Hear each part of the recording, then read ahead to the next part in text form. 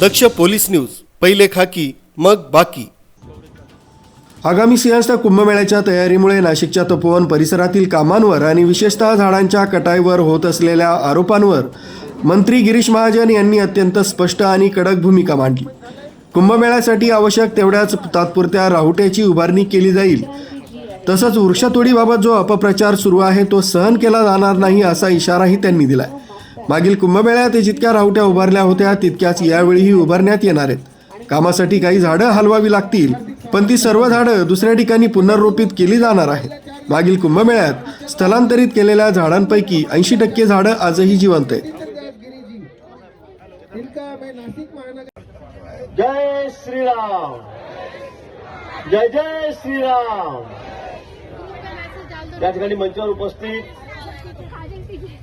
आदरणीय पूजनीय आमचे हरिगिरीजी महाराज, त्र्यंबकेश्वर, नाशिकहून आलेले सर्व साधू संत महंत, सर्व आदरणीय पूजनीय या ठिकाणी उपस्थित आपले आमदार राहुलजी, आमच्या दिव्यादिताई, सर्व अधिकारी उपस्थित, सर्व निसर्गप्रेमी वृक्षप्रेमी बंधू भगिनींनो आणि पत्रकार मित्र, आज मला वाटतं आपल्यासाठी अतिशय महत्वाचा दिवस आणि आनंदाचा दिवस आहे।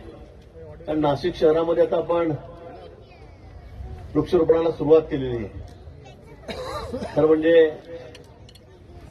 गेल्या काही दिवसापासून वर्तमानपत्र असतील, दूरदर्शन असतील, सगळ्या चॅनलवर, नुसतं राज्यातल्याच नाही तर देशामधल्या टीव्ही चॅनलवर एक चर्चेचा विषय या ठिकाणी आपला वृक्षांतर झालेला होता।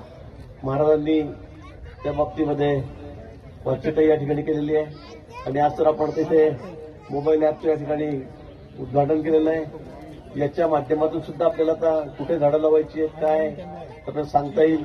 तिथे आमची महापालिका आहेत, आमचे कमिशनर आहेत, आमचे सगळे अधिकारी आहेत, ते आपल्याला झाडं देतील, लावूनही देतील।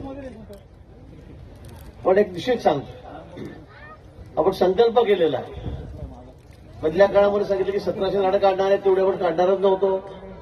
गेल्या वेळी 12 वर्षापूर्वी जेव्हा कुंभमेळा झाला त्यावेळेला जेवढ्या निवासाच्या व्यवस्था आमच्या साधू महंतांच्या तपोवनामध्ये होत्या तेवढ्याच व्यवस्था आम्ही या वेळेला करणार आहोत। मी सांगितलं एक सुद्धा रावटी आम्ही त्याकडे जास्त लावणार नाही, पण गेल्या अनेक वर्षापासून, शेकडो वर्षापर्यंत आमची परंपरा आहे। ते साधू संतांचं निवास आहे तपोवन, तेवढी व्यवस्था आम्हाला करावीच लागेल। पालिका की ओर से यहाँ पर हार्दिक स्वागत है। इस प्रोग्राम में मंत्री महाजन यांच्या स्पष्टीकरणामुळे कुंभमेळ्याची तयारी आणि पर्यावरण संवर्धन या दोन्ही गोष्टींमध्ये समन्वय साधण्याचा सरकारचा प्रयत्न असल्याचंही दिसून येत आहे। सभी साधु महंतों का